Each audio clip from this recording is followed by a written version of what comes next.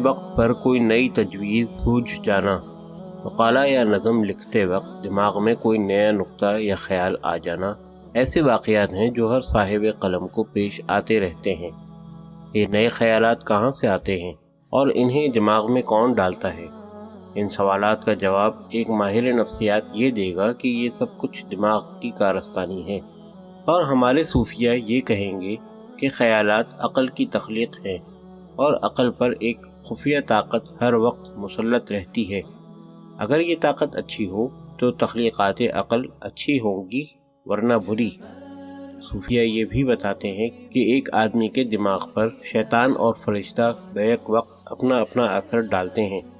فرشتہ اللہ کی طرف بلاتا ہے اور شیطان بدی کی ترغیب دیتا ہے۔ اثر اندازی کا یہ مقابلہ برسوں جاری رہتا ہے۔ اگر یہ آدمی اللہ کا ہو جائے تو شیطان مایوس ہو کر اسے چھوڑ جاتا ہے، اور اگر یہ مائل بشر ہو جائے تو پھر فرشتہ رخصت ہو جاتا ہے۔ خدا 19ویں صدی کے مغربی سائنسدانوں کا خیال یہ تھا کہ کائنات کے اس عظیم کار کے پیچھے کوئی دماغ کار فرما نہیں، بلکہ بجلی کے مثبت و منفی ذرات جن سے یہ کائنات تعمیر ہوئی اتفاقاً پیدا ہو گئے تھے۔ انگنت صدیوں کی تعمیر و تقریب کے بعد یہ ماہ و انجم اور یہ کوثار چمنزار خود بخود وجود میں آ گئے تھے۔ یہ موسموں کا تغیر و تبدل اور یہ نور ظلمت کا حیرت انگیز نظام محض اتفاق ہے۔ 20ویں صدی میں جب سائنس نے کتاب کائنات کے چند اور اوراق پلٹے اور فطرت کے ہر پہلو میں اسے کمال ہی کمال نظر آیا، کہیں کوئی بدنظمی اور نقص دکھائی نہ دیا، تو سائنسدان یہ سوچنے لگے کہ تخلیق و تدوین کے یہ کرشمے اتفاقیہ نہیں ہو سکتے۔ چنانچہ پروفیسر ولیم میک برائیڈ نے کہا، کیا کوئی شخص یہ کہہ سکتا ہے کہ کائنات میں نظم و توازن برقی ذرات کی اتفاقیہ ترکیب و آمیزش سے پیدا ہو گئی تھی؟ کیا کوئی چشمہ اپنے منبع سے اونچا جا سکتا ہے؟ کائنات پر ایک دماغ حکومت کر رہا ہے۔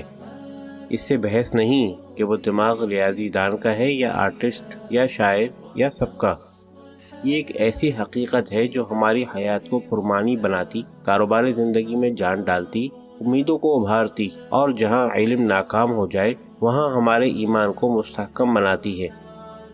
18ویں صدی کا ایک صاحب نظر لکھتا ہے، آغاز سے اب تک جتنے انسان پیدا ہوئے سب کے چہرے الگ الگ تھے، اور اس میں حکمت یہ ہے کہ اگر سب کے چہرے یکساں ہوتے تو قطعاً معلوم نہ ہو سکتا کہ باپ کون ہے اور بیٹا کون، افسر کون ہے اور ماتحت کون، فلاں عورت کا شوہر کون ہے اور بھائی کون۔ ہر چیز کا ہر شخص مالک بن بیٹھتا۔ چہروں کا یہ اختلاف بہت بڑی حکمت کا حامل ہے، اور اس کا انتظام کوئی ایسی ہستی کر رہی ہے جس کی دانش کا کوئی کنارہ نہیں۔ جو خدا کائنات کے ہر شعبے کا انتظام کر رہا ہے، سیاروں کو ان کی معینہ گزرگاہوں پر چلا رہا ہے، سمندروں کا کروڑوں ٹن پانی ہوا کے کندھوں پر لاد کر ہماری کھیتیوں پر برسا رہا ہے، پھولوں کو رنگ و بو دے رہا ہے، وہ انسانی احوال و معاملات پر بھی یقیناً اثر انداز ہوگا۔ جس طرح مکھی کے انڈے سے آج تک مچھر پیدا نہیں ہوا اور آگ کے ساتھ آج تک آم نہیں لگے، اسی طرح انسان کی طویل تاریخ میں بدکاری کا نتیجہ آج تک اچھا نہیں ہوا، اور نہ نیکی کا انجام کبھی خراب رہا۔ ہر عمل کے ساتھ ایک نتیجہ مندہ ہوا ہے۔ بلندی سے گرنے کا نتیجہ چوٹ، آگ میں ہاتھ ڈالنے کا جلن، سستی کا رسوائی، محنت کا سربلندی ہے۔ ہم اعمال کے انتخاب میں تو آزاد ہیں، لیکن نتائج بھگتنے پر مجبور ہیں۔ ہم ان نتائج کو کسی چال یا فریب سے نہیں ٹال سکتے۔ سوال پیدا ہوتا ہے کہ یہ نتائج کہاں سے آتے ہیں؟ انہیں اٹل کس نے بنایا؟ ازل سے اب تک یکسانیت کیوں ہے؟ جواب ایک ہی ہے کہ جو طاقت مچھر اور مکھی تک کی نگرانی کر رہی ہے وہ انسانی اعمال و افعال سے غافل نہیں ہو سکتی۔ اس طاقت کے ساتھ تعلق قائم رکھنے سے انسان عظیم بن جاتا ہے، اور اس سے بچھڑ جائے تو حقیر و ذلیل رہ جاتا ہے۔ اللہ سے رابطہ۔ جس طرح انسانی تعلقات کے کئی درجے ہیں، مثلا پہلے شناسائی، پھر دوستی، پھر گہری محبت اور آخر میں عشق، اسی طرح اللہ تعالی سے تعلقات کے کئی مراحل ہیں۔ پہلے ترک گناہ، پھر بلند اعمالی، پھر شب بیداری، اور آخر میں فنا ذات۔ لیکن میں آپ کو اس کٹھن سفر میں بہت دور نہیں لے جانا چاہتا، صرف پہلی منزل ہی کی سیر کرانا چاہتا ہوں۔ اللہ سے رابطہ پیدا کرنے کی بنیادی شرط یہ ہے کہ انسان گناہ کو چھوڑ دے۔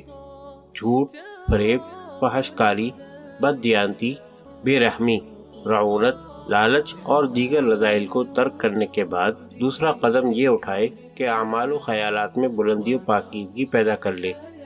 اس اقدام کا فائدہ یہ ہوگا کہ دماغ خوف و خطر سے آزاد ہو جائے گا، نہ دنیا میں کسی محاسبے کا ڈر رہے گا اور نہ آخرت میں۔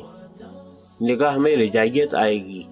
یہ دنیا جو بدکاروں کے لیے آنسوؤں کی ایک وادی ہے، حسین و جمیل نظر آنے لگے گی، حیث ناپید ہو جائے گی۔ دنیاوی لذات حقیر معلوم ہونے لگیں گی۔ دنیائے دل بے نیازی سے معمور ہو جائے گی اور تسلیم و رضا کی نعمت مل جائے گی۔ اس کائنات پر ایک سرسری نظر ڈالنے کے بعد یہ حقیقت کھل جاتی ہے کہ اللہ جو کچھ کرتا ہے ہماری بہتری کے لیے کرتا ہے۔ اس کی گھٹائیں ہماری کھیتیوں کے لیے اور ہوا میں رشتہ حیات قائم رکھنے کے لیے ہیں۔ اس کے آفتاب ہمارے پھل پکا رہے ہیں، اس کے ماہتاب ہماری راتوں کو حسین و پرسکون بنا رہے ہیں، اس کی زمین ہمارا بسیرہ، ہمارا ذخیرہ خانہ اور ہماری سیرگاہ ہے۔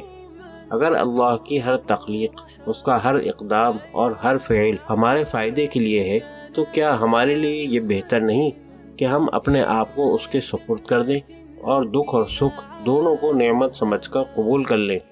ہم آئے دن ریلوں، موٹروں، کشتیوں میں سوار ہونے کے بعد اپنے آپ کو ملاحوں اور ڈرائیوروں کے رحم و کرم پر چھوڑ دیتے ہیں۔ خیال یہ ہوتا ہے کہ ملاح ہوشیار ہے، پرخطر مقامات سے آگاہ ہے، وہ ہماری کشتی کو ساحل تک بحفاظت پہنچا دے گا۔ یہ دنیا بھی ایک سمندر ہے جس میں زندگی کی نیا رواں ہے۔ ہمارا کھیون ہار اللہ ہے، وہ راہ کی چٹانوں سے واقف اور منزل سے شناسا ہے۔ اس پر بھروسہ کیجئے، اپنے آپ کو اس کے حوالے کر دیجئے، آپ پر کوئی زد نہیں پڑے گی، اور اس تسلیم و رضا سے آپ کی زندگی مسرور، مطمئن اور سرمدی بن جائے گی۔ مارکس ایلیس کی یہ سزا کتنی روح افروز ہے۔ اے رب، جو کچھ تجھے پسند ہے وہ مجھے بھی پسند ہے، تیرے ہر عمل میں مجھے بہتری نظر آتی ہے۔ تو جس چیز کے لیے جو وقت مقرر کرے وہ بالکل درست ہے۔ تیرے تماچے مجھے ماں کی تھپک معلوم ہوتے ہیں۔ تمام اشیاء کا وجود تجھ ہی سے ہے، تو ہی سب کا مبتدا و منتہا ہے۔ اے رب، یہ حسین کائنات تیری بستی ہے۔